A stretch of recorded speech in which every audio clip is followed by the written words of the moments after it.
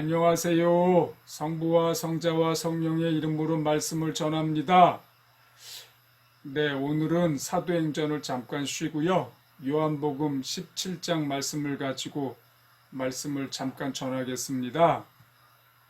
제가 어제 섬기는 교회에서 전한 말씀을 짧게 전하려고 합니다. 시국에 대한 말씀이라고 해도 될 것 같고요. 어제 그 말씀 제목은 교회는 무엇을 하는 곳인가 이런 제목이었는데요. 제가 전에 또 이 5분 말씀에서 잠깐 말씀드렸지만 교회는 무엇하는 곳인가, 무엇을 하는 곳인가 이렇게 우리가 떠올릴 때 예배 드린다, 또 교육한다, 전도한다 뭐 이런 걸 떠올린단 말이에요. 근데 이런 것들은 교회의 기능이자 역할입니다. 교회의 본질은 하나 되는 것입니다. 하나님, 예수님, 성령님 세 분이 하나인 것처럼 우리 각자 그리스도인들도 하나님과 하나가 되고요. 그런 다음에 우리 옆에 있는 사람들과 하나가 되어야 됩니다. 교회는 하나가 되는 곳입니다. 그 하나가 되는 것이 바로 사랑입니다. 그리고 또 코이노니아입니다. 온전한 코이노니아를 이루면 하나가 되고요. 온전한 사랑의 모습이 하나 된 겁니다. 오늘 그 요한복음에서 예수님께서 돌아가시기 전날 제자들에게 아주 신신당부하는 말씀을 하신 다음에 이 17장은 하나님께 기도하는 내용인데요. 이렇게 땅에 놔두고 이제 그 예수님이 올라가시게 되면서 이 제자들을 위해서 기도하시는 내용이에요. 근데 여기에 하나 되게 해달라는 내용이 여러 곳에서 나옵니다.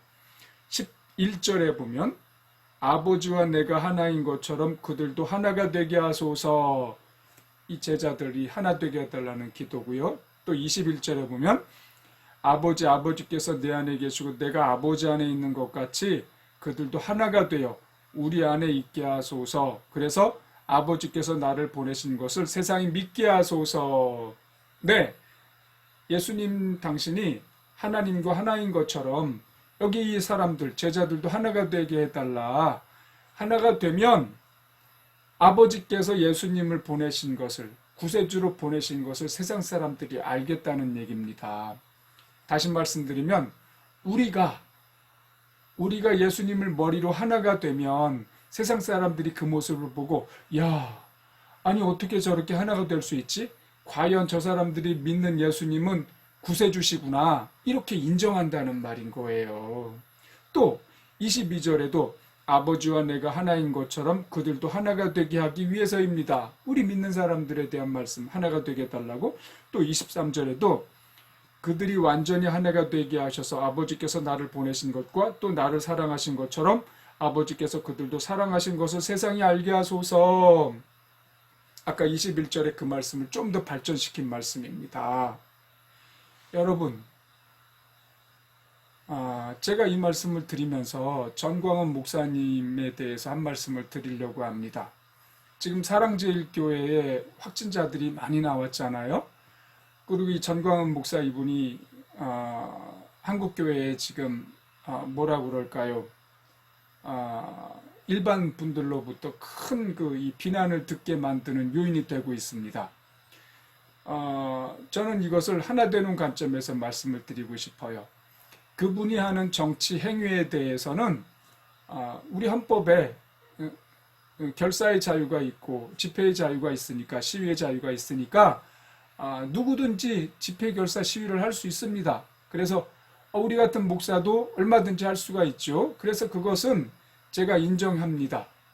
반대하지 않습니다. 그런데 그분이 그동안 했던 말들 가운데 우리 그리스도인으로서는 도저히 입에 담아서는 안 되는 불경한 말을 많은 사람들 앞에서 공공장소에서 했고 그것이 널리 알려졌지 않습니까?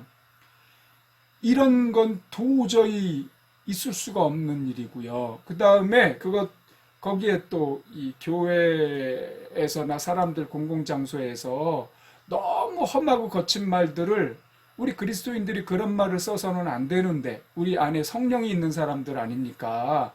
우리가 성전이고 성령을 모신 그런 사람들이 어떻게 그런 입에 담을 수 없는 말들을 씁니까? 이건 열매를 맺어가 있는 사람들로서 그럴 수가 없거든요.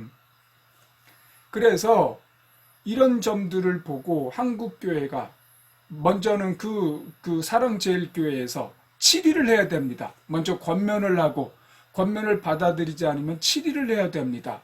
그 다음에 그 교단이 있지 않습니까? 교단에서 권면을 하고 권면을 받아들이지 않으면 치리를 해야 됩니다.